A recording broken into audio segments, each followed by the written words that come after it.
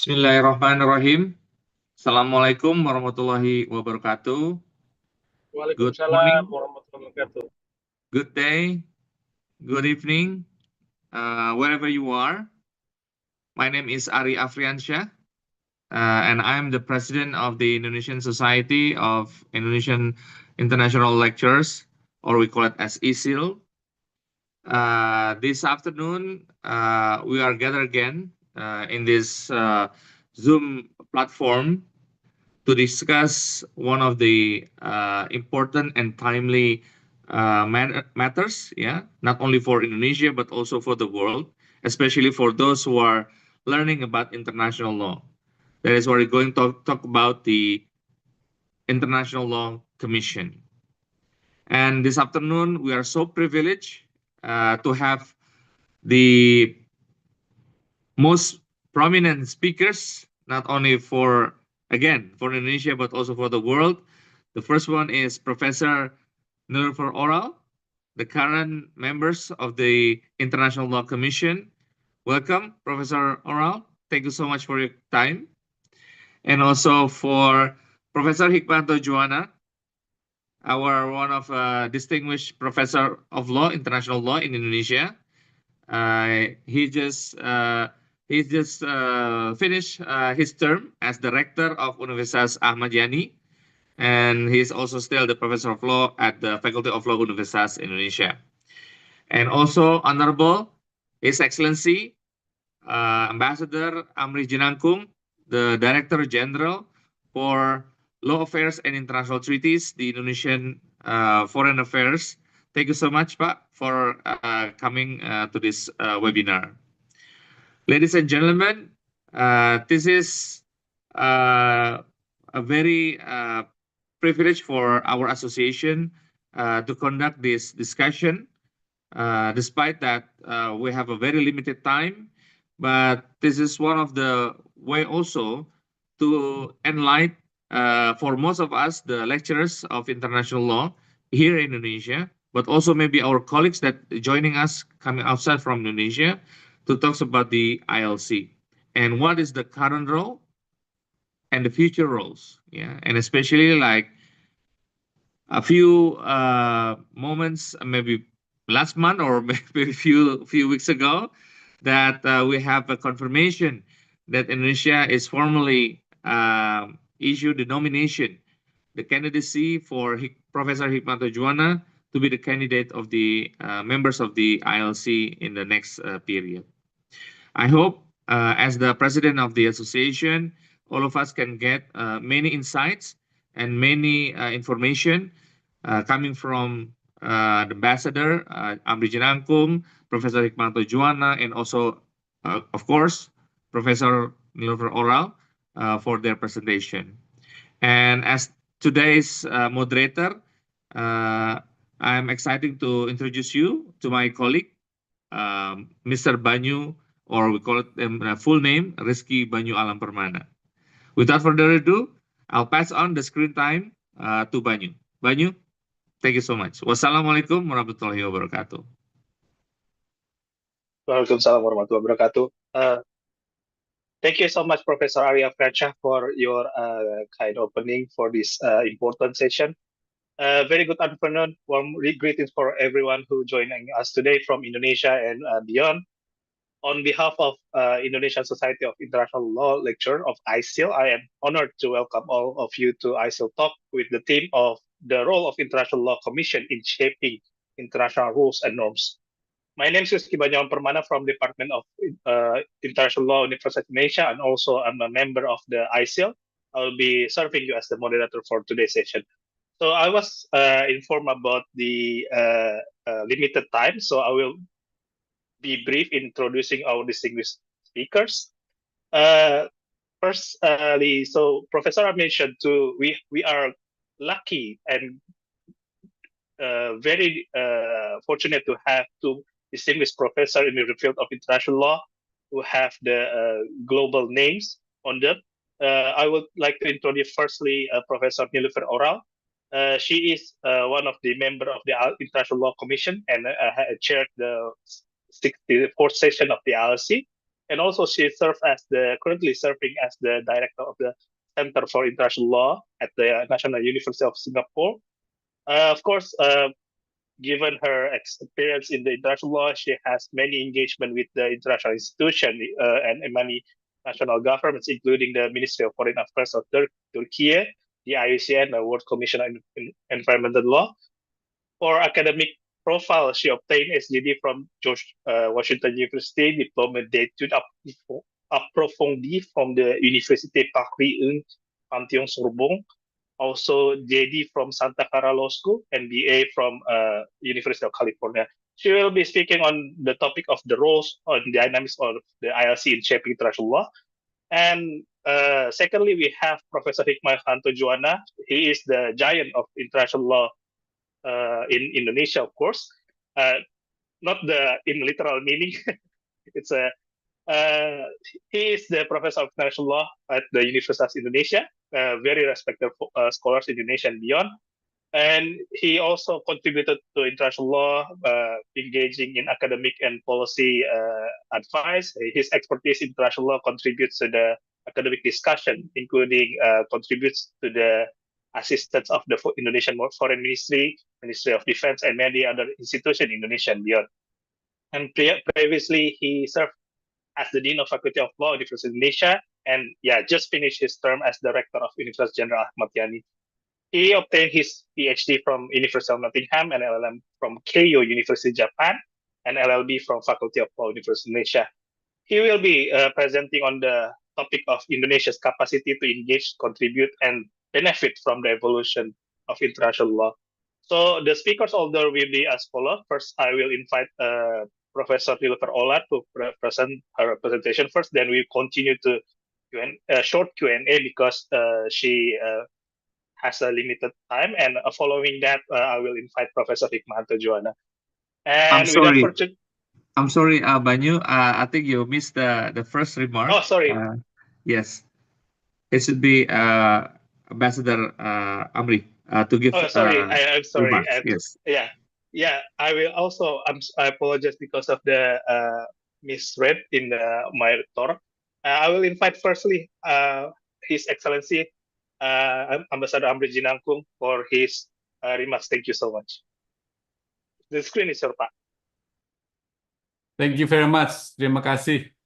Terima kasih Isil, terima kasih Pak Ari, Pak Banyu as moderator, dan juga welcome to Professor Nilofer of Oral and Professor Hikmahanto Juwana from in this forum. It is my honor, of course, to join this academic forum, and I'm privileged to have the opportunity to deliver this welcoming remarks for today's ISIL Talks number 17, with the topic of the role of international law, International Law Commission in shaping international rules and norms. Warmest greeting once again, especially to Professor Nilofer Oral and Professor Hikmahanto Juwana. I trust that both Professor Oral and Professor Juwana will contribute and stimulate today's discussion in the most academically and practically enriching way possible. Distinguished ladies and gentlemen, I think the present challenge to international law is unprecedented. International law is being challenged in many fronts, from climate change, international trade, human rights, political and security, and also developments. The signs of geopolitical recession are evident. Nationalism, populism, economic fragmentation are on the rise, and unilateral measures seem to become the preferred policy approach today. Multilateralism, in certain cases, is no longer an avenue and process to sort out and solve a global problem. Now tend to be contrary to the old method. And these trends undoubtedly affect the respect towards international law principles which underpin the present international system. The theme of today's webinar, I think, is anchored on critical inquiry on a critical inquiry. How can, despite such dim and unpromising circumstances, the ILC remain relevant and soluble to help the UN and its member states to address those challenges? As enshrined in its statute, the ILC carries two important objectives. We all know that. They are the promotion of progressive development of international law and its codification. But how do these two really mean, especially against the current geopolitical and geoeconomic settings? The progressively developed international law, according to the statute of the ILC, would mean the preparation of draft conventions on subjects which have not yet been regulated by international law, or in regard with to which the law has yet been sufficiently developed in practice of states. Meanwhile, to codify international law would mean to undertake efforts to develop a precise formulations and systematization of rules of international law in fields where there have been extensive state practice, precedent, and doctrines. Both of this spectrum of the conceptual understandings rest on an important idea of state practice. As a legal practitioner or legal professionals, we might ask how if the state practice is leaning towards the disrespect of international law principles and international agreements, rather than confirming, upholding, and strengthening respect for dignified international law, would such adverse state practices generate a healthy environment of international law? Indonesia's position, if I may, is that to make international law as an enabling force than a restraining one. Isolationist and protectionism are not an option. And trade surpluses, for example, trade surpluses or deficits are not wrongdoings. The ILC in this regard finds itself in these unfortunate circumstances in which they are called to spotlight such as an adverse state practice. The Commission is expected not only to shape and formulate rules, but also to help foster a framework of legal principles which could kindle respect and promotion of friendly relations and cooperation among states.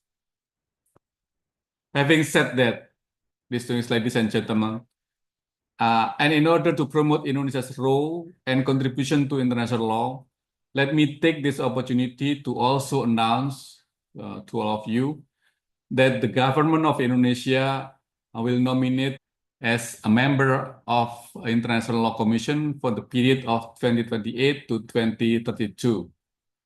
Indonesia is proud to nominate one of its most decorated legal minds as a member of the ILC. To date, there are only 2 Indonesian ever served as member of international commissions. The first one was former Foreign Minister Mohtar Kusumaatmadja from 1992 to 2001, and then Ambassador Nugroho Wisnumurti from 2007 to 2016.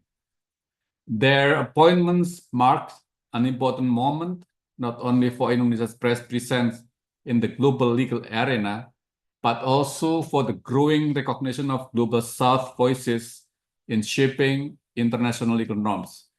And we hope we could continue this legacy by promoting Professor Hikmahanto Juwana to the membership of ILC. And further, we trust that Professor Juwana would contribute to enhance ILC's work to progressively develop international law. Let me conclude by extending my highest appreciation to the Indonesian Society of International Law for this forum, as well as our speakers today for their contribution to this webinar. Good luck, and I wish you all have a fruitful and productive discussion throughout this forum. I thank you very much. Thank you, Pak Dirjen.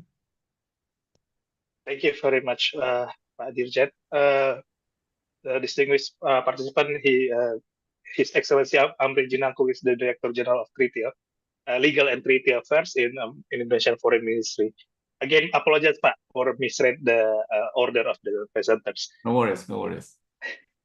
Okay, ladies and gentlemen, the distinguished speakers now and attendants. Since we have already heard from His Excellency Amri Jinangkung regarding the aims of the Indonesian government, I think it's really important to mainstreaming about the knowledge or the current knowledge regarding the roles of ILC to the not only Indonesian legal scholars of international law in general, but also the larger audience in international law. Hopefully, since this webinar is now recorded, I hope this will create another impact regarding Professor Hikmahanto Joanna's candidacy. Without further ado, again, I will now inviting Professor Nilofer Olar for your presentation. And you have 20 minutes to present, and now the screen is yours. Oh, thank you. And may I start with also Salaam Alaikum from Singapore. And what a great privilege and honor it is for me to be invited to this webinar with such distinguished persons from Indonesia, a country that I admire very much. And so I thank Ari and I thank the Indonesian side of international law for inviting me. And many thanks to the moderator. And may I say, Ambassador Amri Jinangkung, you have really set the stage, the backdrop for where we are right now and the questions. And I'm delighted and I congratulate the very esteemed Professor Hikmahanto Joanna for his nomination to the International Law Commission. I think the commission will only benefit greatly from your tremendous experience, knowledge, wisdom, and there's much to say. I didn't realize I would have 30 minutes to speak, but I will speak because there's a lot to talk about right now on international law, and particularly in terms of the role of the International Law Commission. We are really in challenging times, and just to demonstrate what challenging times these are, and I hope this will be the only time we experience this in the Commission, but normally the Commission meets between 10 to 12 weeks a year. And that's split between May and July, more or less. The least it has ever met, and this is the 76th year of the Commission. 76 years the Commission has been meeting in Geneva, on occasion in New York. 76 years, only one time the Commission met only for 9 weeks. We have been cut to 5 weeks this year. 5 weeks. This is really serious. This is a very dire reflection of what's happening at the United Nations. The ILC is an important body we don't make international law, but as you rightly said, under the statute, our function is the promotion for the progressive development of international law and its codification. For 76 years, this has been the work of the Commission. And the work of the Commission has been extremely influential. It has, I won't go through the whole list, you're all familiar with the codification from immunities, consular relations, and many more. And of course, even without codification per se, we know one of the most influential outputs of the Commission was the 2001 Articles on the Responsibility of States for International Wrongful Acts. So here we are now in one of those what they may call inflection points in history, geopolitically, but it is really having an influence on international law. And so, and underlining, I hope, the importance of international law, because one thing I do observe, and I hope you would all agree, that even in times of where international law is being challenged, whether it be conflict, acts of war, violations of trade agreements, we still go to international law. That's the foundation of state relations. Without international law, we'll have chaos. I mean, it's the whole foundation.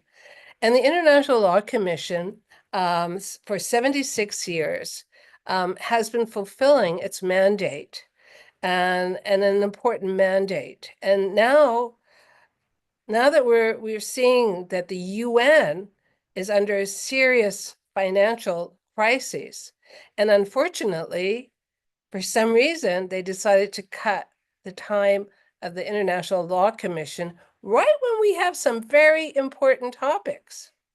And I want to talk a little bit also about the topics we're doing. But one of the important topics, and it's very important for Indonesia as well, Singapore, Southeast Asia, is sea level rise. And I'm one of the co-chairs on the study group on sea level rise. And I know that the question was raised by the ambassador, very interesting one. What happens? It's true that the work of the commission, it's not academic. We are not a group of academics. It's very different. We have academics, of course. I'm an academic. Professor Joanna is an academic. We also have diplomats. We have legal advisors. We even had a foreign minister of Romania before he became was elevated to the ICJ. So it's a body that really represents academia and practice, but ultimately the work we do is looking at whether there are topics ripe for codification or not. And we really have been doing less codification over the past years, but still very important work. And one of these has been on sea level rise.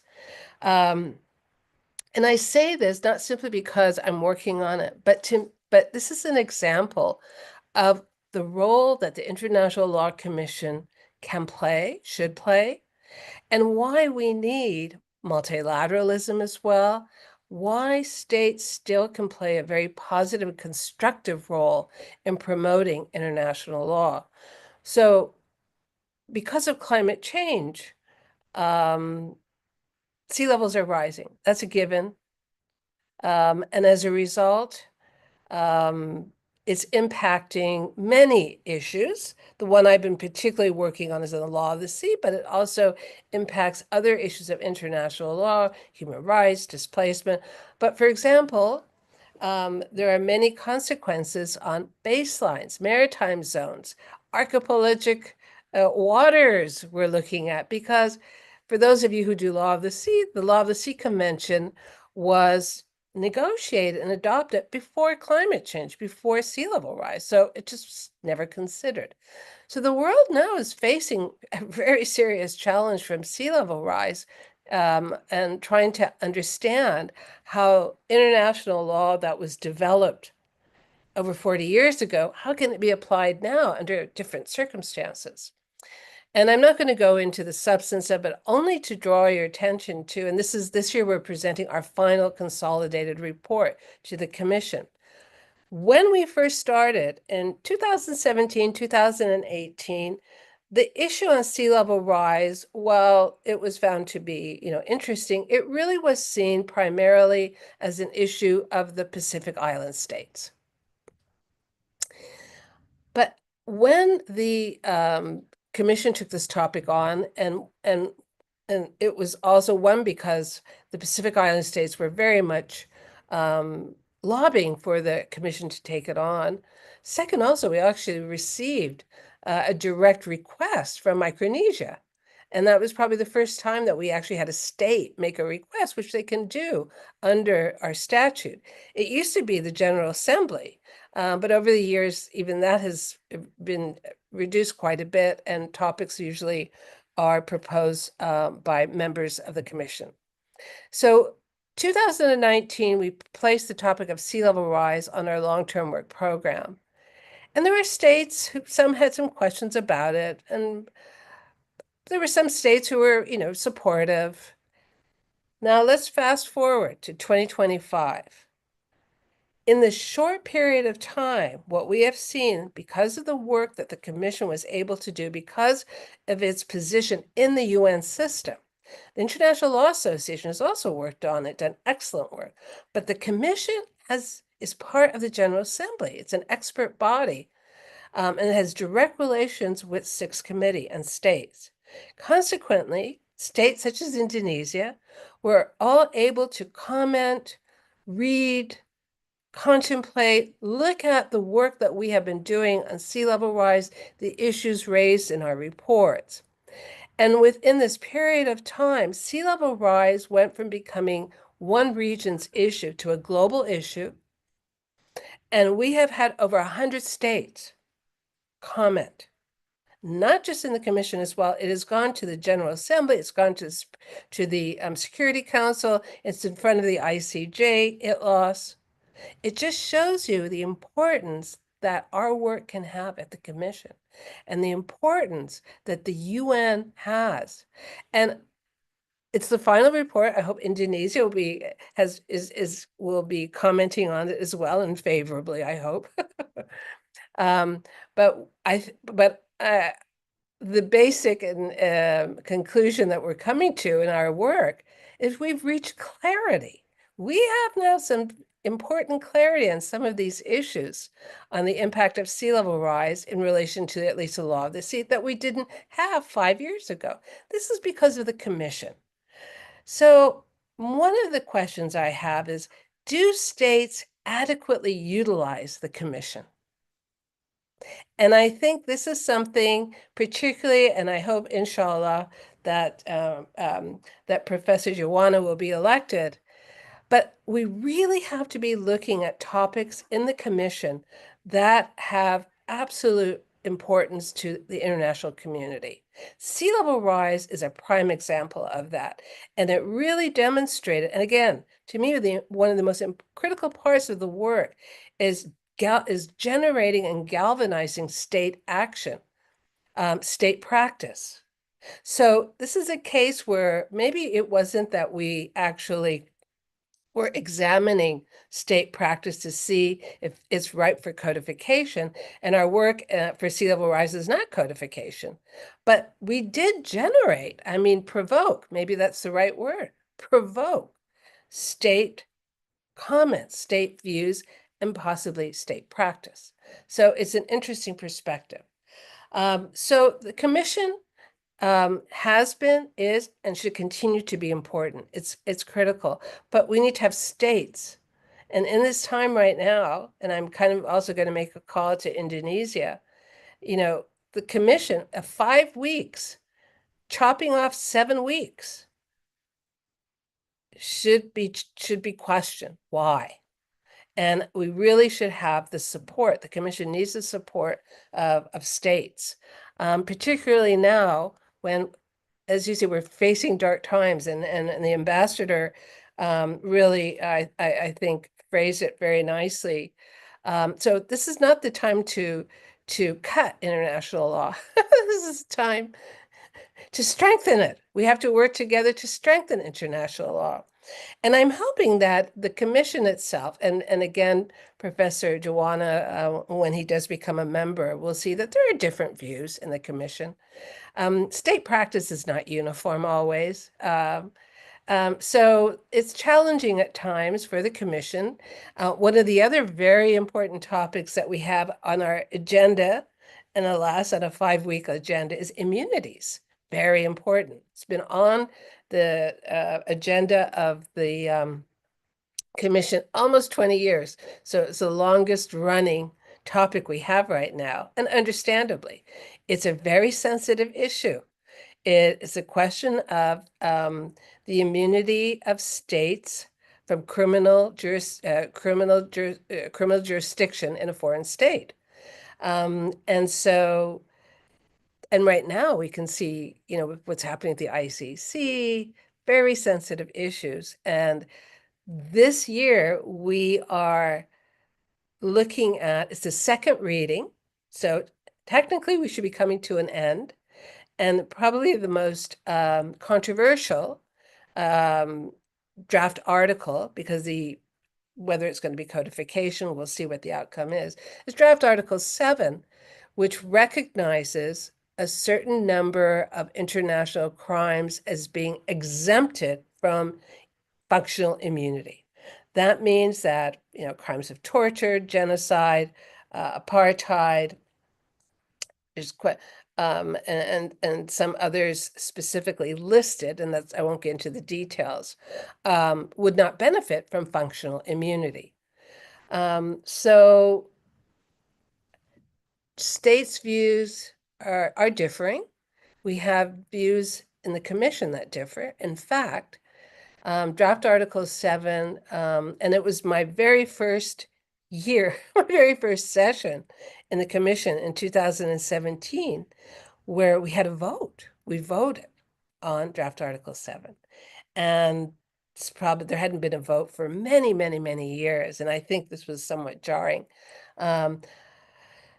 That's a whole other issue, whether we always have to, reach consensus. Consensus is obviously something we would love to have, but it doesn't always work. In this case, we voted. So now we're on our second reading. And during this time period, the world has changed as well. Much has developed. So the commission is facing a very important question.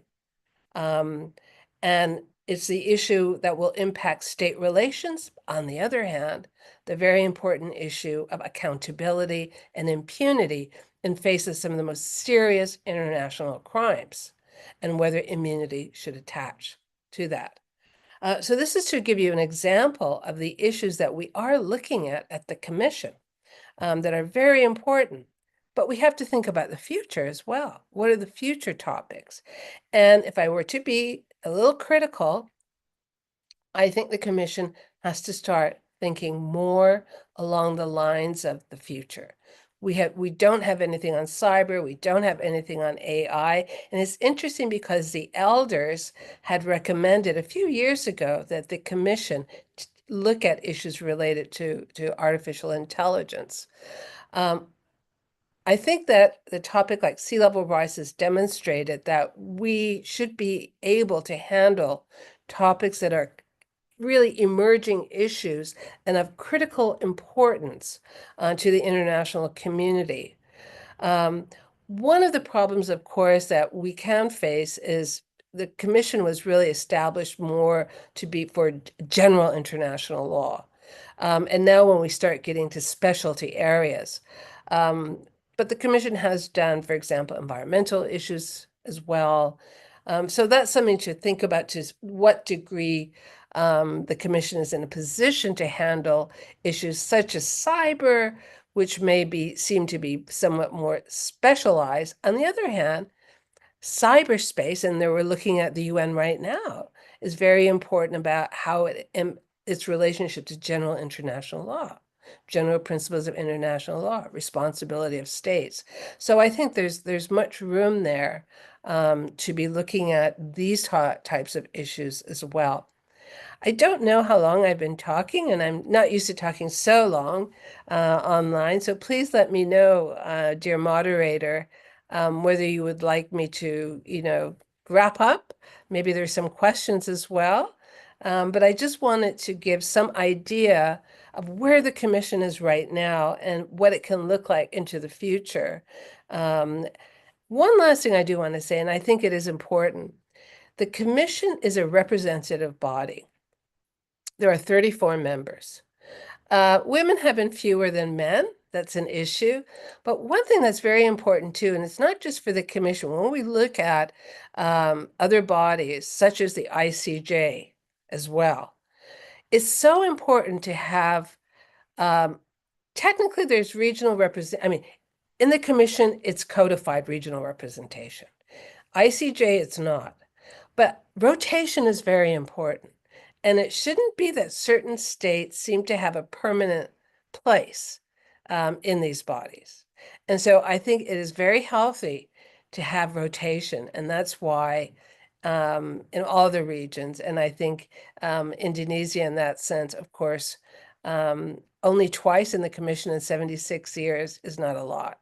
So that shows that there's still an imbalance in the system itself. For me, Turkey, I'm the fourth in 76 years. So I will stop here.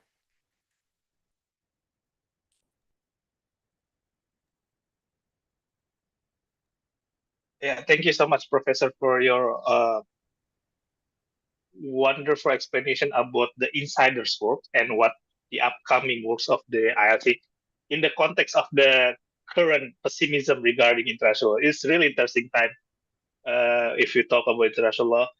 Since I think I was informed that you will have the time until quarter past 2 Indonesian time, if I informed correctly.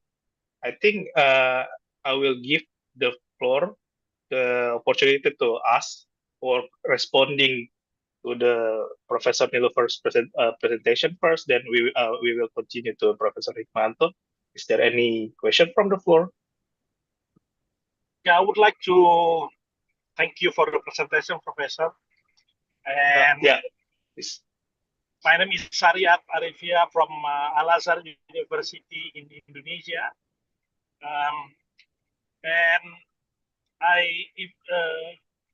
remind me if I'm miscorrect to perceive your explanations, but at the moment your biggest concern is about the consensus, because the Commission may not be effective with the incidents maybe like the Trump and US political agenda nowadays. So so how do you see the future of the effectiveness of the commissions maybe in the recent year and very nearby, especially with many, like you say, not only domestics but international challenge on international law. Thank you, Professor. Yes, thank you. May I respond? Thank you. Thank you so much. Yes, my concerns, well, we have many concerns right now with the situation in the world. Every time. Especially maybe if you read about the shipping, about the shipping tariff that the US wants to, and you know, the shipping that also will hit the Singapore mostly maybe as a service country, the shipping world. No, those are, of course, these are issues that we don't look at directly in the Commission on the tariffs and that, but it does show that. So for countries, why international law? And I think that we're seeing that if we don't have the rules, and I talk about rule of law, the rules, and those rules can simply be stomped over because a country happens to be powerful. It really will destabilize, and we're witnessing that, the potential for destabilization, although my hope is that won't happen. That is why, not so much the Commission, I don't want to overinflate our role, but the UN is so important at this time. At this time, this is a time where states have to come together. And the one place they can do that, because there's regional, and we have ASEAN, I know, here in the region, there are regional organizations, but that's why the UN is there. And at the end of the day, a powerful state, excluding the Security Council, has one vote, and a small state has one vote. It doesn't so. So there's a real risk that one powerful state can undermine this entire system for all its imperfections. You know, it's not perfect. And that's why the International Law Commission right now is reflection of that. I think that's my concern, not simply, I mean, it's not simply we lost 7 weeks. My concern is what does that mean for how we're treating international law, for the future of international law? It's very important. Because if we don't have international law, what do we have? I mean, and so that is why at the end, whenever there's a crisis, I watch the General Assembly. The states are always talking about in the terms of international law, rules. Sometimes they talk about the rules-based international order, which that can be debated. But so that is critical, and we are now in that period of time. But we have to. I mean, I believe we have to be strong and optimistic, and not fall in despair to these days. And I do think Southeast Asia is a powerful region, and there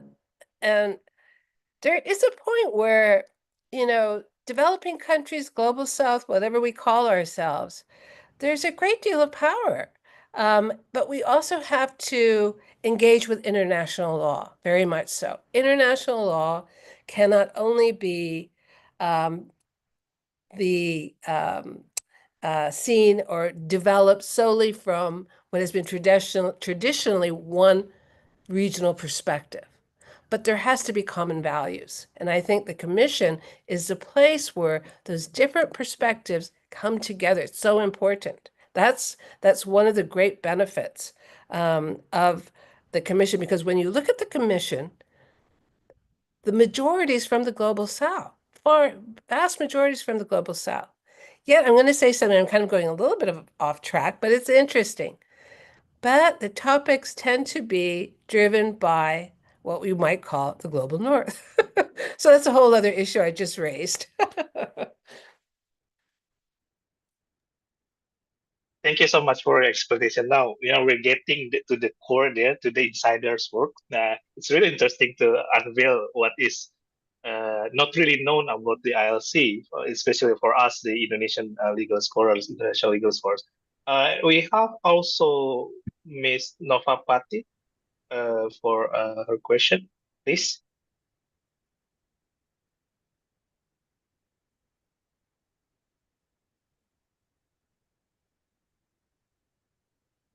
Hello.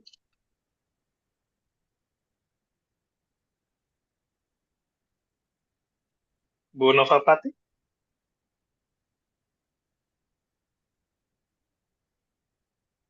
Oh, sorry. Yeah, you cannot put. You can type the question. Yeah, I will read it afterwards.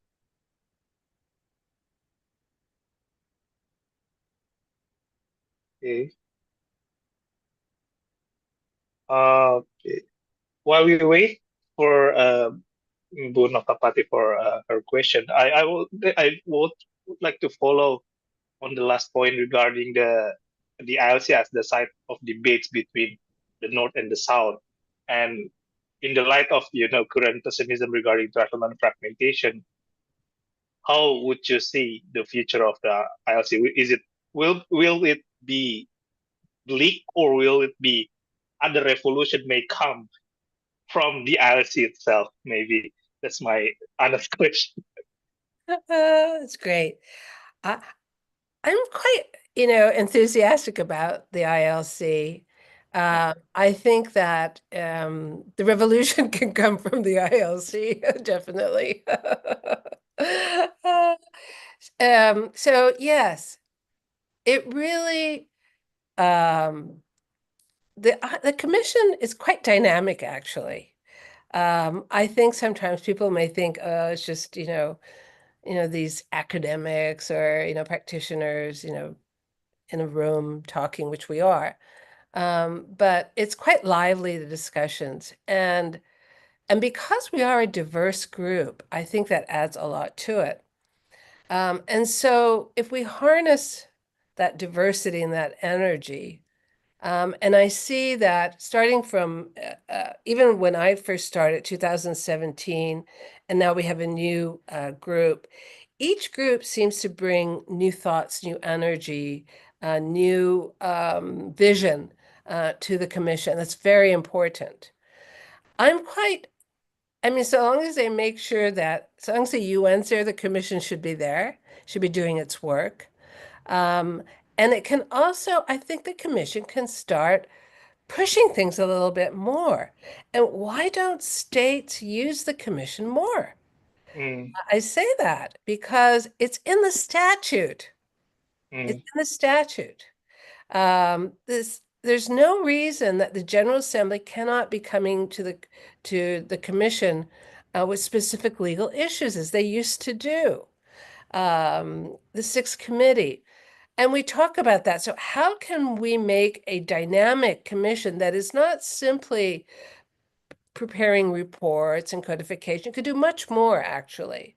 And one thing that we have observed in the past years is a growing and a much improved synergistic relationship between the Commission and the Sixth Committee, the Legal Committee of the General Assembly.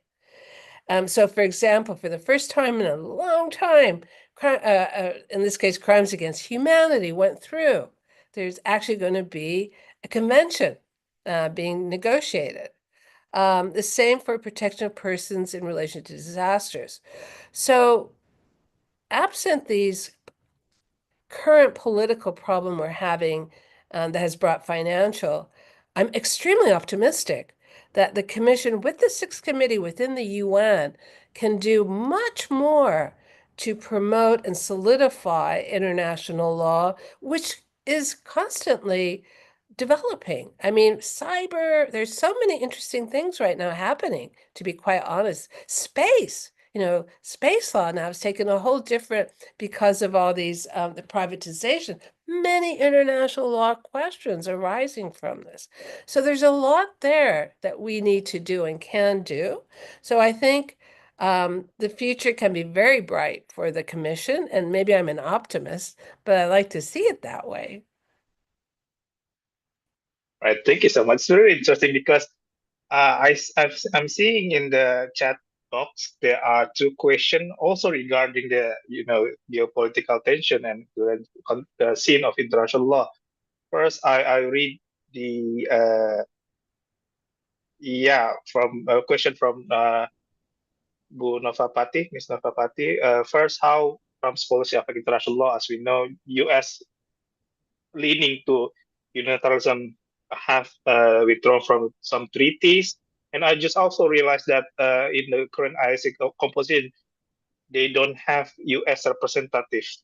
Yeah, and I don't know if that happened because of the leaning of the isolationism or other reason.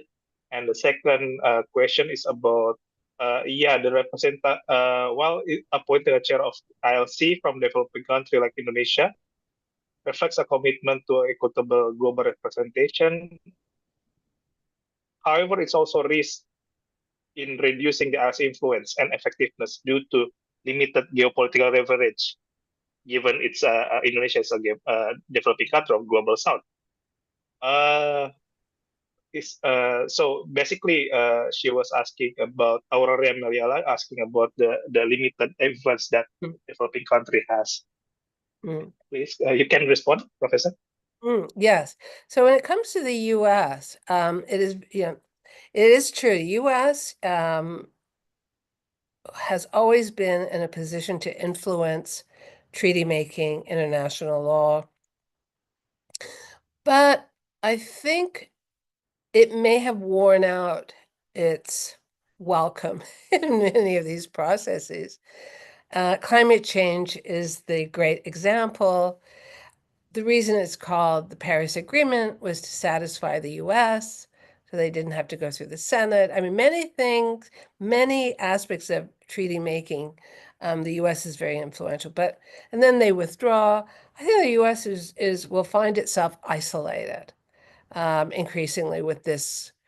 It's going to be bumpy road, but that's why the point I was making earlier.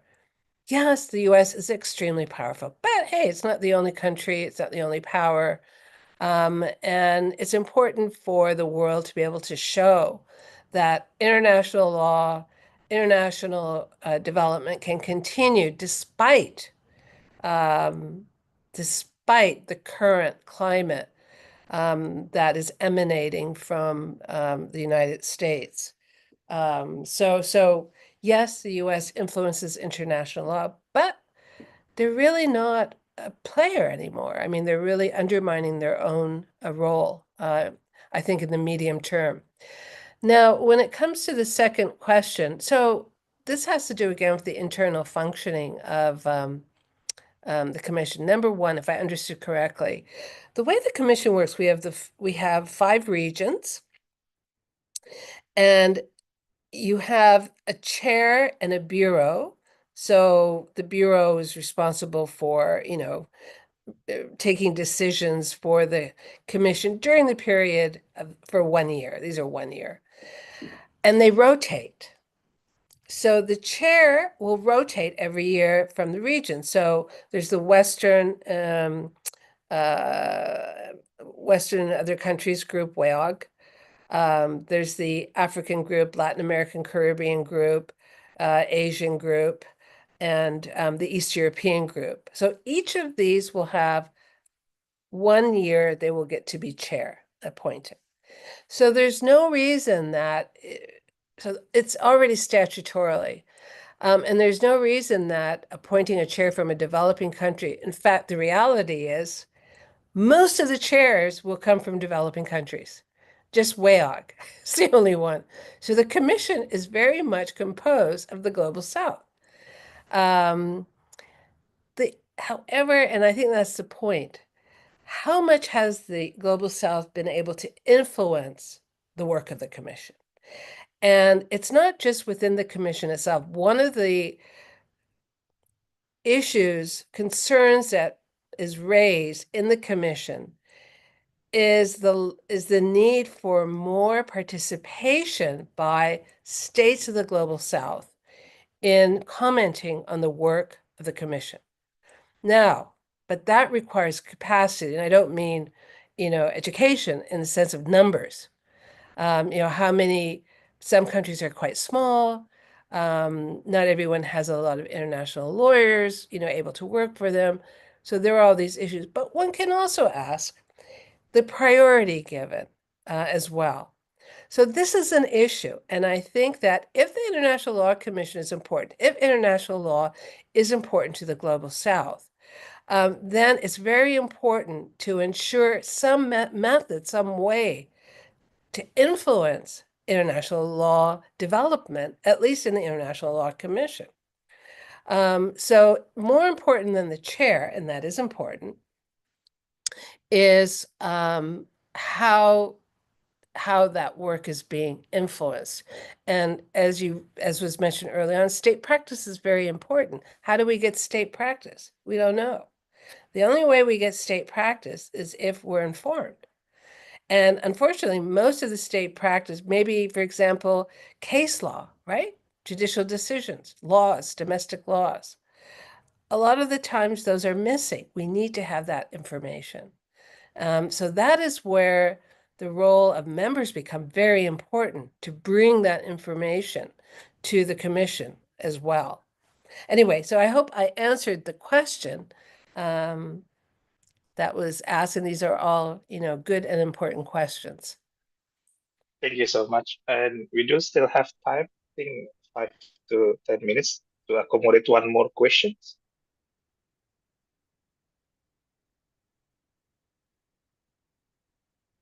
All right. So none from the floor. Okay.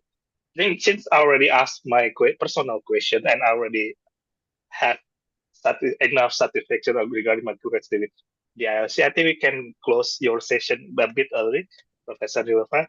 Thank you so much for your wonderful talks, and I hope scholars of international law in Indonesia now becoming more aware of the function and role of the Indonesia, and hopefully Indonesia can contribute more to the ILC, and including with the candidacy of the Professor Hikmanto Juwana. Thank you so much. Thank you. Banyu, before Professor Professor Nulifer leave the room, may I say something to her? Oh, please, of course, Professor. Yes. Yours. first of all, even though I'm not yet elected, which is next year in November, there's going to be the votes.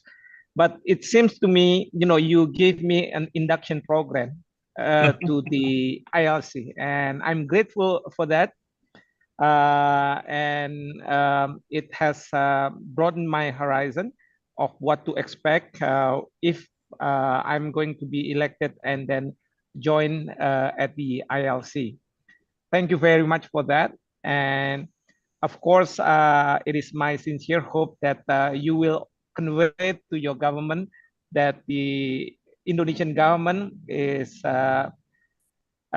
nominating me as the candidate for the ILC, and hopefully that your government will give a vote for my candidacy.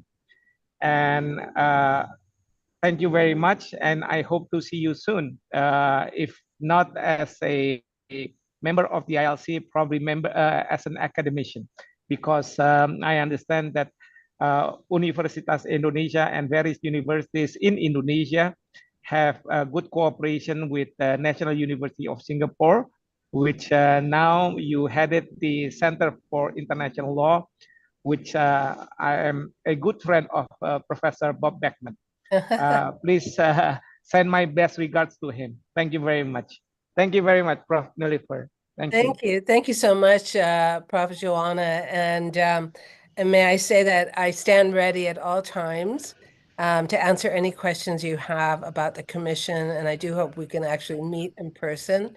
And I know already that, the two governments, Turkey and Indonesia, have good relations. But I wish you all the luck. You clearly have the superb qualifications. So I hope you will be elected as well. And I will certainly relay your good greetings to Bob. So thank you so much. And I apologize, I have to go. I really thank you. Thank you so much, Professor. Thank you so much, Professor. Thank you. Bye-bye. We can meet again. All right. The distinguished attendant, we do still have time to conclude, but since Professor Nilüfer Oral have left, I think since most of us are Indonesian, we can switch back to bahasa ya, Profesor. Ini agak biar nggak kaku. Siap, izin. Oke, baik Bapak Ibu semua, berhubung sudah kita memasuki jam 2, kita akan beralih ke paruh kedua dari diskusi ini dengan paparan dari Profesor Hikmahanto tentang peranan dan Indonesia dalam ILC. Prof, untuk share screen sudah dibukakan. Waktu dan layar kami persilakan. Baik, terima kasih Banyu sebagai moderator. Sebelum saya mulai, Bapak Ibu sekalian, Assalamualaikum warahmatullahi wabarakatuh. Salam sejahtera bagi kita semua. Sebelum saya mulai, perkenankan saya menyampaikan banyak terima kasih kepada Bapak Dirjen HPI, Bapak Amrih Jinangkung, karena Kementerian Luar Negeri sebenarnya melalui tangan beliau sudah mengusulkan saya sebagai sebagai kandidat dari Indonesia untuk nantinya berkompetisi dengan beberapa kandidat dari beberapa negara di bulan November 2027 pada saat UNGA akan melakukan sesi pertemuannya. Pak Amrih, banyak terima kasih. Mudah-mudahan saya tidak akan mengecewakan harapan dari Kementerian Luar Negeri terkait dengan pencalonan saya sebagai anggota dari International Law Commission.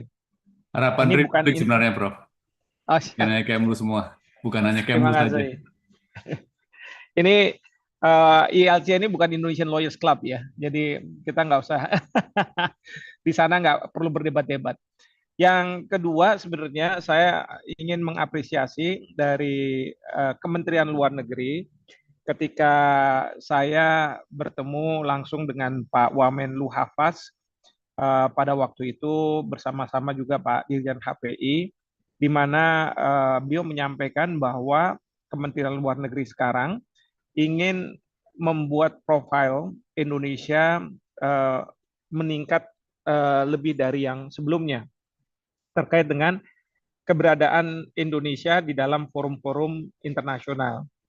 Jadi Bapak Ibu dan saudara-saudara sekalian, kalau selama ini kita selalu mempersiapkan diri dan sangat siap ketika kita ingin mencalonkan diri sebagai anggota tidak tetap Dewan Keamanan PBB, menjadi anggota Dewan HAM, dan seterusnya.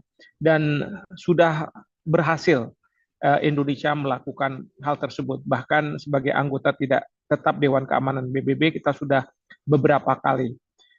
Nah, permasalahan yang muncul adalah bagaimana kalau misalnya individu-individu untuk bisa masuk di dalam organisasi-organisasi internasional. Karena sebelum-sebelumnya kita sudah pernah mencalonkan, kalau saya tidak salah ya Pak Dirjen, seperti Ibu Mari Pangestu sebagai Dirjen WTO, bahkan Pak Bambang Brojo, mantan Menteri Keuangan, pernah diusulkan untuk, kalau saya tidak salah, sebagai Direktur Jenderal FAO, kalau saya tidak salah. Pak Indrayono Susilo pernah juga menjadi orang yang ada di posisi tertinggi di ICAO, International Civil Aviation Organization. Nah, namun sayang sekali kita masih belum berhasil, begitu ya. Bahkan Pak Wamenlu sendiri, Pak Hafaz, itu pernah dicalonkan menjadi hakim di ITLOS, International Tribunal for Law of the Sea. Nah, mungkin masalahnya adalah persiapan, ya, persiapan dari pemerintah dan persiapan dari calonnya sendiri untuk mendapat support dari nasional, kalangan nasional, dan kemudian nantinya di kalangan internasional. Nah, oleh karena itu, pada saat sekarang ini, saya sebenarnya diundang bersama Bapak Profesor Edi Pratomo, karena Prof. Edi Pratomo juga akan dicalonkan sebagai hakim di International Tribunal for Law of the Sea, ITLOS. Nah, sekarang ini tentu kita ingin lebih sistematis di dalam proses penempatan warga negara Indonesia untuk berada di dalam forum-forum internasional ini. Nah, saya sangat menerima ajakan dari Kementerian Luar Negeri dan merasa sangat terhormat untuk dicalonkan di International Law Commission ini. Karena apa? Karena saya ingin suara Indonesia terdengar. Ya, memang kita sudah punya sebenarnya Prof. Mukhtar Kussumaatmadja, seperti tadi Pak Dirjen HPI sampaikan, yang menjadi anggota ILC, dan setelah itu ada Bapak Nugroho Wisnumurti SILLM yang juga menjadi anggota ILC. Nah, suara ini harus terus didengungkan. Ya, jadi disinilah saya ingin menyampaikan banyak terima kasih. Dan juga Bapak, Ibu, dan saudara-saudara sekalian, sebenarnya kegiatan kita ini untuk juga menginspirasi pada Bapak Ibu sekalian sebagai anggota ISIL bahwa Bapak Ibu tidak harus berhenti di mengajar atau membuat riset. Sebenarnya membuat riset juga bisa memunculkan suara Indonesia, suara dari negara-negara Global South ini, negara-negara berkembang, untuk ada dan didengar, ya. Oleh karena itu saya juga terus mendorong Bapak Ibu sekalian membuat publikasi-publikasi ke jurnal-jurnal ilmiah internasional. Di samping saya berharap suatu hari nanti mungkin dari Bapak Ibu sekalian juga bisa diusulkan menjadi kandidat-kandidat untuk posisi-posisi penting di organisasi internasional. Hari ini saya, dan bisa jadi saya tidak berhasil, tidak mengapa, tapi yang penting adalah kita sama-sama bergandeng tangan dengan Kementerian Luar Negeri untuk mempersiapkan diri. Siapa tahu ada lowongan-lowongan yang bisa diisi oleh orang-orang Indonesia, terutama para akademisi. Walaupun ILC tadi sudah disampaikan oleh Prof. Noliver tidak harus akademisi, mereka juga bisa para praktisi untuk dimasukkan. Yang penting adalah kita ada pool of talent yang bisa dimunculkan. Jadi seperti itu Bapak Ibu dan saudara-saudara sekalian. Nah, sedikit sebelum saya memulai, saya juga nggak akan memulai panjang lebar, tetapi saya mohon nanti saya akan kirim ke ISIL. Siapa tahu Bapak Ibu bisa teruskan ini ke teman-teman Bapak Ibu sekalian, para akademisi yang mudah-mudahan mereka punya kontak ke pemerintah negara masing-masing untuk bisa disampaikan. Ini sedikit dari saya. Sebentar. Banyu bisa lihat ininya ya, Bisa, Prof. yang saya share. Baik. Audionya, Prof, untuk di-share Oh, audio. sebentar. Belum Share di-share. audio. Ini dia nih. Ini yang saya lupa bagaimana men-share audio. Oh, sebentar. Ini saya soalnya pakai 2 gadget nih, Bapak Ibu sekalian, mohon maaf. Jadi saya harus buka dulu yang ini. Nah.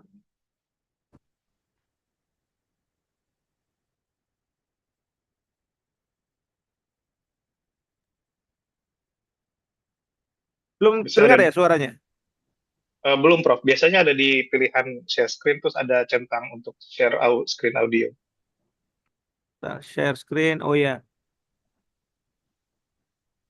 Ini agak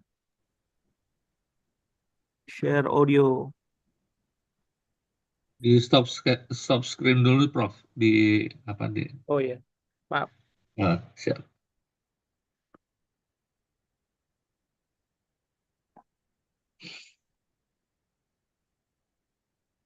Kok nggak ada ya? Atau sebentar, boleh saya? Ke Bayu aja. Iya, saya kirim ke Banyu ya. Siap, Prof.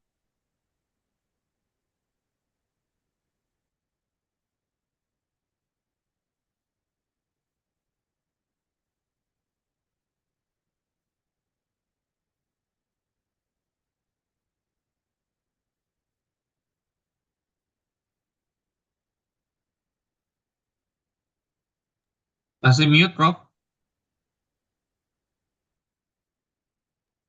Oh ya, sorry. Sudah saya sampaikan ke Banyu, sambil kita menunggu dari Banyu, ada aba-aba, saya sedikit menyampaikan. Jadi Bapak Ibu dan saudara-saudara sekalian, ini dia, sudah ada. Silakan Banyu. Betul, Prof.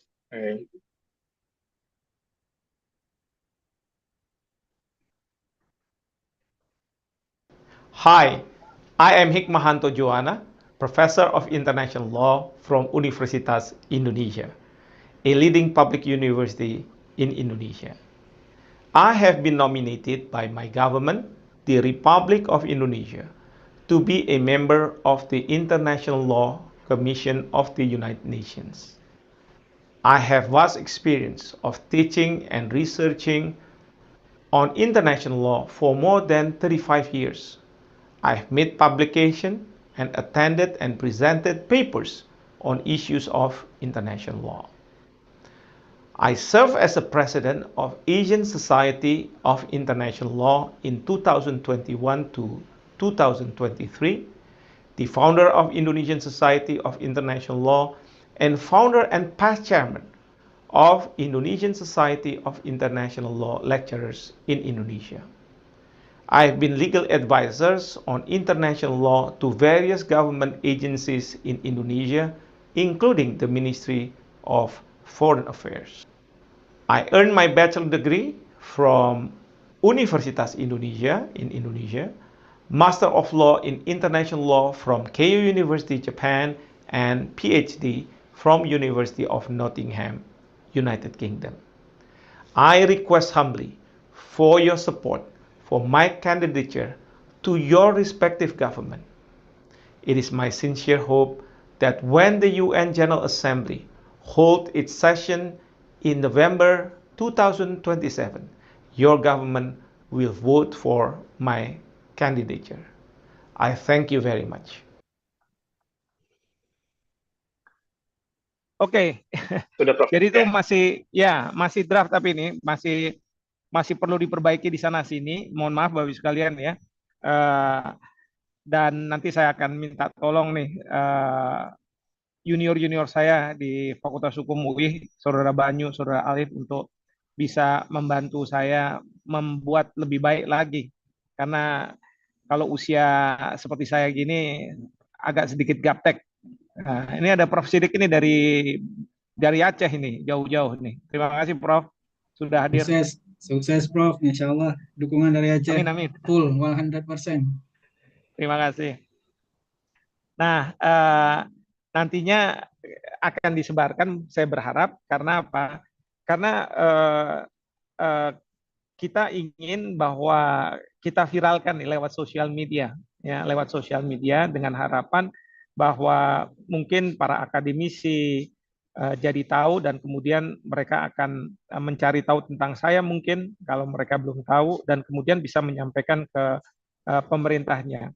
Saya masih ingat pada waktu seorang akademisi, sebenarnya bukan akademisi beliau, maaf, Kepala Biro Hukum dari Kementerian Luar Negeri Afrika Selatan mau mengajukan diri menjadi anggota dari ITLOS. Itu saya bertemu dengan beliau di Malta dan kita bicara, dan kemudian dia mengatakan bahwa kalau bisa ya sampaikan kandidasi saya ke pemerintah kamu. Nah, pernah waktu itu saya juga sampaikan ke Pak Amrih untuk kemudian kalau memang pemerintah Indonesia perlu tahu terkait dengan yang bersangkutan. Karena selama saya di Malta, saya sangat dekat dengan beliau. Dan alhamdulillah yang bersangkutan sekarang ini sudah menjadi anggota dari ITLOS. Kemudian juga salah satu hakim dari Mahkamah Internasional atas nama Profesor Tladi, itu beliau ikut juga dalam Asian Society of International Law yang diadakan di Bandung, dan pada waktu itu memang sudah namanya disebut sebagai ini hakim Mahkamah Internasional, dan alhamdulillah setelah beliau menjadi hakim Mahkamah Internasional dan saya berkesempatan diajak sama Pak Dirjen HPI pergi ke ICJ, dan saya katakan kepada Pak Dirjen HPI, Pak, bisa nggak kalau kita ketemu dengan Justice Tladi dari Afrika Selatan? Oh, beliau bilang, oh iya boleh silakan. Jadi saya buat janji dan alhamdulillah kita diterima. Nah, jadi ini pentingnya kalau kita saling kenal tuh jadi lebih enak gitu ya untuk kita bertemu dan lain sebagainya. Meskipun Justice Tladi bilang sama saya, karena saya mengajak Pak Amrih, ini Indonesia tapi nggak ada sengketa kan yang harus diselesaikan di ICJ. Saya katakan sama dikonfirmasi oleh Pak Dirjen, nggak ada sengketa, kita cuma mau bertemu saja ya, beraudiensi. Nah, jadi Bapak Ibu dan saudara-saudara sekalian, ini merupakan effort dari pemerintah Indonesia, di mana pemerintah ingin menempatkan kita-kita ini ya untuk bisa masuk dalam berbagai forum internasional, organisasi internasional. Sebenarnya masih banyak yang kita bisa lakukan. Nah, hanya saja kita tentu harus mempersiapkan diri terkait dengan kitanya sendiri. Nah, saya selalu katakan para akademisi ini tidak akan didengar suaranya kalau kita tidak mempublikasikan karya-karya kita, hasil-hasil penelitian. Ya, walaupun saya semenjak pegang urusan administratif agak keteter juga terkait dengan publikasi saya, karena harus melakukan penelitian yang mendalam dan lain sebagainya. Tapi sebelum saya memegang pekerjaan yang sifatnya administratif, banyak tulisan-tulisan atau riset-riset kemudian saya tulis yang saya sampaikan dalam jurnal-jurnal internasional. Nah, jadi ini yang saya berharap bahwa Bapak Ibu sekalian mempersiapkan diri, karena suatu waktu pemerintah akan punya stok gitu ya untuk kemudian dicalonkan. Dan alhamdulillah sekarang pemerintah sudah membuatnya ini secara sistematis sehingga segala sesuatunya kita bisa lakukan tanpa kita hanya bermimpi ya, bermimpi bisa nggak ya saya jadi hakim dari ICJ, ya kan? Kalau pemerintah sekarang sudah membuka kesempatan itu kepada kita-kita ini, dan tinggal dari kita-kita ini harus tentu mempersiapkan diri. Jadi itu Bapak Ibu dan saudara-saudara sekalian. Nah, terkait dengan ILC ini, Bapak Ibu sekalian, tadi sudah disampaikan oleh Prof. Noliver bahwa memang ada topical issues ya yang akan dibahas.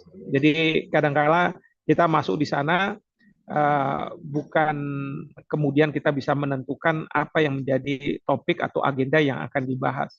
Kadang-kadang ya kita sudah harus mengikuti agenda yang sedang dibahas. Nah, yang terpenting adalah bagaimana suara Indonesia, suara negara-negara berkembang itu bisa muncul. Karena yang saya lihat sekarang ini, terus terang banyak tentuan internasional itu yang ada dalam hukum internasional itu sangat berpihak pada negara-negara Barat. Dan ini tidak salah karena apa? Karena memang kelahiran dari hukum internasional itu ya dari negara-negara Barat, ya hukum internasional modern yang saya maksud. Kita pasti rujuk pada Hugo Grotius yang menulis buku The Euro-Bellic Passes yang kemudian menjadi acuan bagi siapapun yang mau belajar tentang hukum internasional. Nah, menurut saya Hugo Grotius ini, Hugo de Groot, dia menulisnya berdasarkan apa yang ada di Eropa pada waktu itu. Ya, jadi ya memang sangat Eropa sentris. Belum lagi sekarang ini textbook ya yang dalam bahasa Inggris yang bisa diakses oleh masyarakat dunia berkaitan dengan hukum internasional itu ditulis oleh orang-orang yang berasal dari Inggris, dari Amerika dan lain sebagainya. Dan kemudian dia menggunakan bahan-bahan yang berkaitan dengan negaranya dalam praktek hukum internasional. Ya, surat dari presiden mungkin, presiden negaranya dan lain sebagainya. Nah, itu yang kalau kita melihat buku-buku seperti Malcolm Shaw, kemudian Starke dan lain sebagainya, itu kalau kita lihat footnote-nya itu pasti bahan-bahan dari negaranya, ya.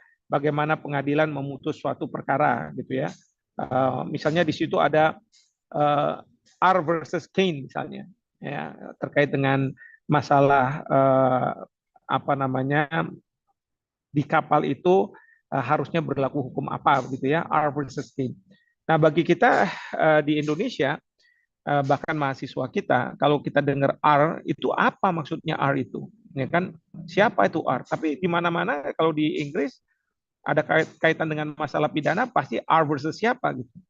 Nah, tentu kita harus lihat di dictionary gitu ya, legal dictionary, dan baru kita tahu bahwa R itu maksudnya Regina. Regina itu ratu gitu ya, atau raja. Rex kalau raja, itu menandakan bahwa maksudnya adalah negara. Negara melawan siapa? Karena yang namanya jaksa dia merepresentasi negara. Ya, kalau misalnya di Amerika Serikat menulisnya state versus siapa? Ya, negara. Jadi jaksa itu mewakili negara melawan misalnya siapa yang menjadi terdakwanya. Nah, jadi ini menurut saya ini akan menyulitkan kita bahkan mahasiswa kita untuk memahami. Ya. Nah, oleh karena itu di ISIL sebenarnya sudah dimulai satu proyek besar di mana kita ingin ada textbook yang dalam bahasa Indonesia, lalu bahan-bahan yang digunakan, ya kalau misalnya DJ Harris itu membuat cases and materials on international law. Cases and materials-nya itu memang ada konvensi, ada putusan-putusan Mahkamah Internasional, tetapi juga ada putusan-putusan pengadilan nasional. Belum lagi juga ada legislasi dari misalnya Inggris. Ya, karena apa? Karena materialsnya itu ya yang mereka bisa dapat adalah dari situ. Nah, disinilah kemudian ISIL mencoba untuk membuat cases and materials-nya itu yang versi Indonesia. Nah, di sini tentu kita harus banyak berhubungan dengan Kementerian Luar Negeri, ya, karena sebenarnya banyak juga ketentuan-ketentuan atau misalnya surat menyurat dan lain sebagainya yang dari Indonesia. Salah satunya saya mencontohkan misalnya tentang International Convention Civil Aviation, ya, Convention on the Civil Aviation, ya, Chicago Convention tahun 1944. Memang Belanda waktu itu yang meratifikasi, ya kan. Lalu kemudian Indonesia ini kita terikat atau tidak? Memang ada dua teori. Ada yang harus dinyatakan secara tegas bahwa kita mau terikat, ada yang tanpa penegasan kita sudah terikat gitu ya, karena kita mewarisi. Nah, tapi yang saya dapatkan adalah memang ada surat dari pemerintah Indonesia yang mengatakan bahwa kita terikat dengan ICAO, ya, karena ada masa transisi itu. Nah, ini yang seharusnya menurut saya ini bisa dipublikasikan, bisa dimunculkan dalam cases and materials itu. Nah, kalau kita bisa buat seperti ini dan kita biasakan praktek-praktek Indonesia kita munculkan, nanti siapapun kita yang sebagai anggota ISIL ataupun dari berbagai kalangan di Indonesia yang didudukkan di dalam berbagai organisasi internasional itu bisa lebih mudah menyuarakan ya versi atau perspektif dari kita sebagai Indonesia atau misalnya nantinya sebagai negara berkembang atau suatu hari nanti sebagai negara maju tapi dalam perspektif Indonesia. Nah, ini yang menurut saya sangat penting dan kita harus sudah mulai gitu ya. Nah, saya hari ini dinominasi menjadi anggota dari ILC. Nah, kalau misalnya saya nanti terpilih, katakanlah seperti itu, tentu saya akan minta bantuan dari Bapak Ibu sekalian. Mungkin saya akan membuat semacam seminar-seminar begitu ya, seminar kecil FGD, di samping saya sendiri tentu melakukan riset berkaitan dengan isu yang diangkat dan bagaimana perspektif kita mengenai masalah ini. Kita harus bisa mengangkat local wisdom atau kearifan lokal di Indonesia untuk kalau misalnya mungkin itu kita bisa tingkatkan ke level internasional. Saya masih ingat misalnya terkait dengan production sharing contract PSC. PSC itu dimunculkan dari local wisdom di Indonesia, yaitu misalnya petani, mohon maaf bukan petani, pemilik tanah ya bekerja sama dengan penggarap. Ya, terus kemudian mereka istilahnya apa ya, paron gitu ya, membagi hasilnya ke pemilik dan kemudian ke penggarap. Nah, itu yang kemudian kita terapkan dalam konteks pelaku-pelaku usaha dari luar negeri masuk ke Indonesia untuk mengeksploitasi sumber daya alam, utamanya di bidang migas. Itu pakai sistem paron itu, ya. Dan itu kemudian bisa berhasil diangkat ke berbagai negara, termasuk salah satunya di Malaysia, ya. Sepanjang negara tersebut masih belum punya teknologinya, belum punya expertnya, dan tidak ada dananya. Tapi kalau nanti suatu ketika kita semua sudah punya itu, ya tentu kita tidak usah lagi sistem paron gitu ya, tetapi bisa melakukannya sendiri. Nah, jadi hal-hal yang seperti ini, Bapak Ibu sekalian, yang kita bisa lakukan ya melalui saya kalau saya terpilih. Jadi pemikiran itu tidak harus dari saya sendiri, tetapi secara kolektif dari para praktisi dan akademisi di Indonesia dalam melihat sesuatu. Nah, untuk bisa melakukan itu tentu harus ada semacam FGD yang nantinya kita akan coba lakukan. Karena tadi seperti Prof. Noliver katakan, dalam 1 tahun itu memang ada pertemuan ya di Jenewa utamanya, tapi kadang-kadang di New York. Dulu itu kan 6 minggu, 7 minggu ya beliau sampaikan itu kan, hampir 2 bulan lah kira-kira seperti itu. Tapi karena efisiensi, jadi efisiensi ini nggak terjadi pada negara kita saja, Bapak Ibu sekalian, di mana-mana terjadi efisiensi, termasuk di UN, sehingga pertemuan itu selama 5 minggu. Tapi menurut saya mau 5 minggu, mau 7 minggu atau 8 minggu, yang penting adalah apakah pemikiran-pemikiran itu muncul di sana dan kemudian dijadikan pembahasan, ya kan? Biasanya ada pemikiran muncul, lalu maka tadi ada first reading, second reading, Itu karena setelah pemikiran muncul mungkin disertai dengan teksnya seperti apa, ya. Lalu kemudian para anggota dari ILC membacanya dan kemudian memberikan komen, ya. Jadi ada first reading, terus kemudian nanti ada second reading dan seterusnya dan seterusnya. Nah, ini penting sekali. Nah, pentingnya untuk apa? Nah, ini poin terakhir yang ingin saya sampaikan adalah kita mau reshaping the international law. Kita mau bagaimana kita bisa juga punya suara, punya peran di dalam membentuk hukum internasional itu. Ya, jadi kita tidak hanya menerima dari apa yang sudah ada, tetapi bagaimana kita bisa memunculkan perspektif lain. Nah, ini dalam pidato pengukuhan guru besar saya yang sudah 20 tahun yang lalu, itu saya sampaikan, ya, bagaimana kita-kita ini bisa berperan di dalam shaping the international law. Prof. Mokhtar Kusumatmaja sudah memulai itu dengan pemikiran terkait dengan negara kepulauan di dalam Konvensi Hukum Laut 82, dan itu sudah diterima oleh banyak negara dan bahkan sudah menjadi kebiasaan internasional, ya. Nah, tentu sudah ada juga para praktisi dan akademisi Indonesia yang memunculkan ide-ide, ya. Bahkan kalau saya tidak salah di PBB itu ada Wisnu Murti Rules gitu, ya, terkait dengan pemungutan suara dan lain sebagainya. Pada waktu Indonesia menjadi anggota tidak tetap dari Dewan Keamanan PBB. Nah, jadi ini yang kita harapkan. Jadi muncul hal-hal yang sangat spesifik dari Indonesia. Saya ketika saya mengajar, memberikan komentar, ya, di media massa, di podcast, sosial media dan lain sebagainya, saya sebisa mungkin saya akan memunculkan sesuatu yang baru gitu, ya, perspektifnya, tapi perspektif dari Indonesia sebagai negara berkembang gitu, ya. Nah, ini yang banyak juga yang mengapresiasi, banyak juga yang menganggap bahwa pemikiran-pemikiran ini ya berbeda dengan pemikiran lain.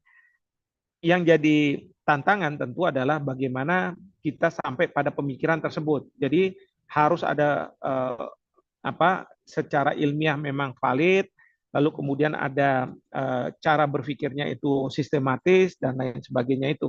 Sebagai seorang akademisi tentu Bapak Ibu sudah paham betul, ya, bagaimana memunculkan suatu pandangan baru. Dan tentu kita harus buat riset, ya. Dan saya selalu mengatakan bagaimana saya bisa memunculkan itu, karena saya berpegangan pada seorang advokat gitu, ya.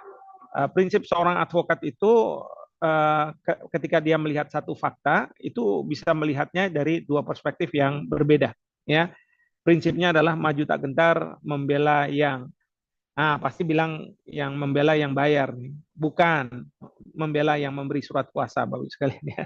Karena surat kuasa itu kita diajarkan di Fakultas Hukum, bukan membuat surat tagihan gitu. Karena surat tagihan ya maju tak gentar membela yang bayar. Nah, jadi perspektif itu kalau seorang advokat itu bisa lihat dari dua perspektif yang berbeda. Nah, tergantung dari surat kuasa yang dimiliki. Saya selalu ke mahasiswa S1 saya hukum internasional bertanya, Pangeran Diponegoro itu pahlawan atau pemberontak gitu, ya. Kalau misalnya kita sebagai seorang advokat, sebagai orang Indonesia tentu kita bilang bahwa beliau adalah pahlawan. Tapi sebagai seorang advokat, ya tergantung katanya surat kuasanya. Kalau surat kuasa dari pemerintah Belanda, ya pasti bilang pemberontak, ya. Kalau dari Indonesia baru pahlawan.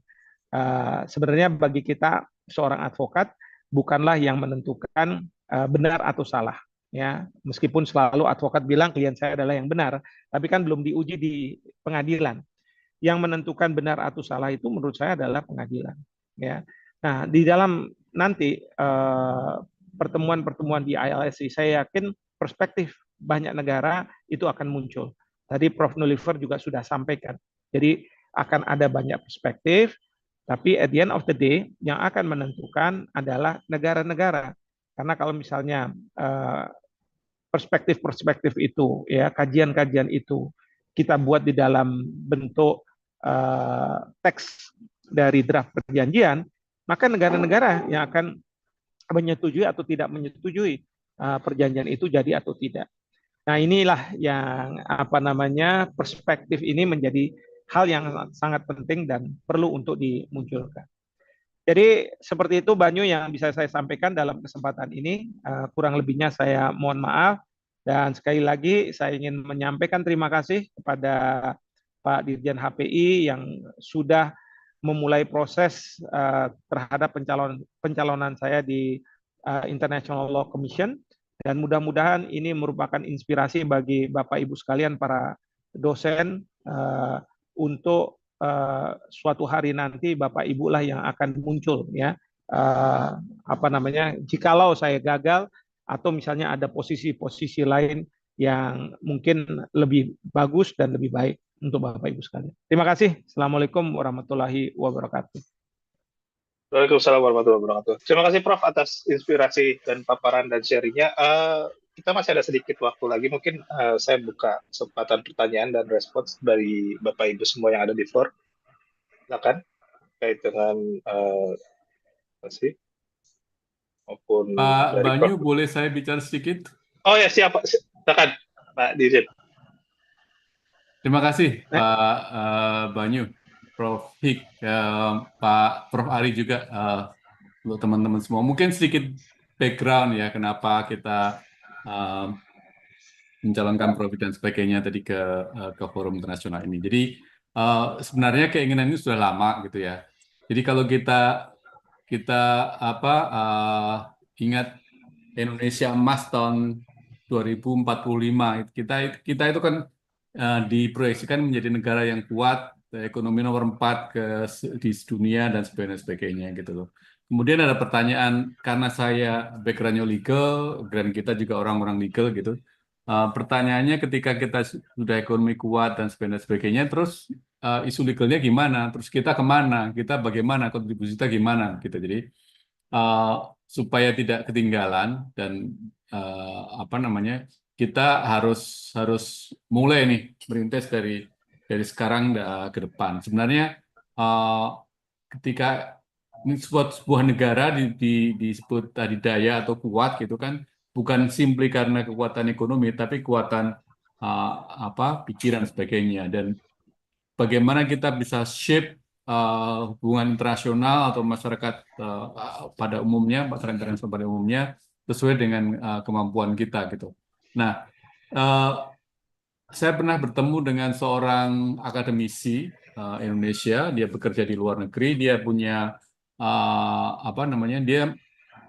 dia aktif mengarang buku. Salah bukunya itu biasanya mengenai Indonesia. Nah, salah satu keluhan yang dia sampaikan adalah begini.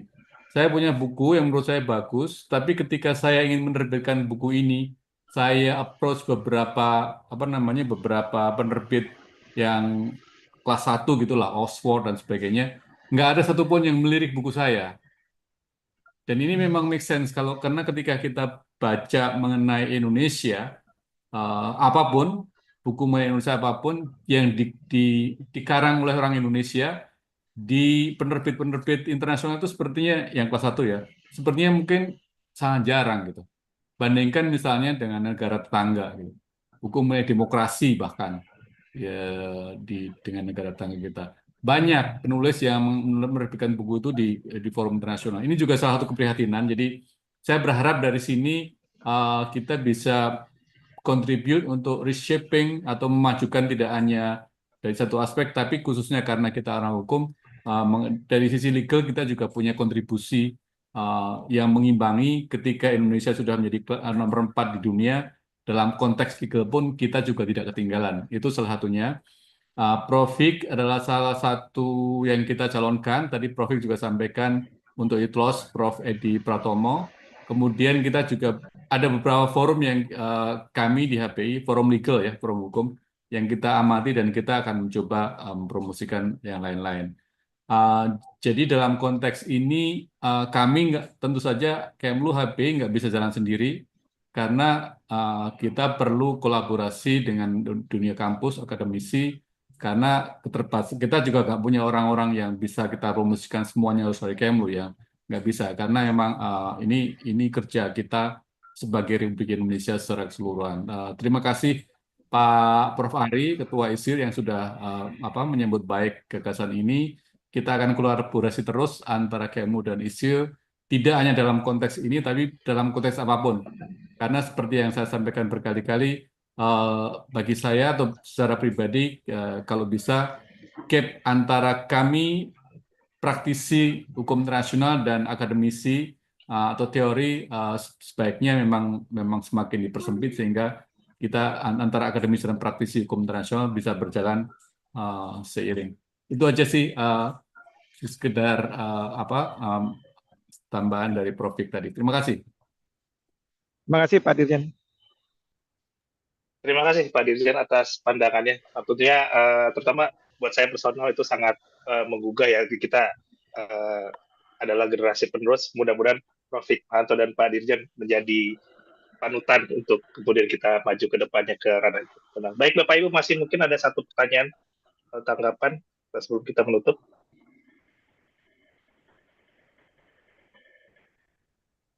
Tidak ada, mungkin sudah sedang merenung gitu, untuk capai 12 emas. Gimana saya jadi pejabat? Ini ada Prof. Tini nih di sini nih, Prof. Tini dari UII. Silakan Prof. Tini mau perkenan Bu, enggak kalau ada dua patah kata. Masih di mute. Ngapunten Bu. Bu, mohon maaf masih di mute.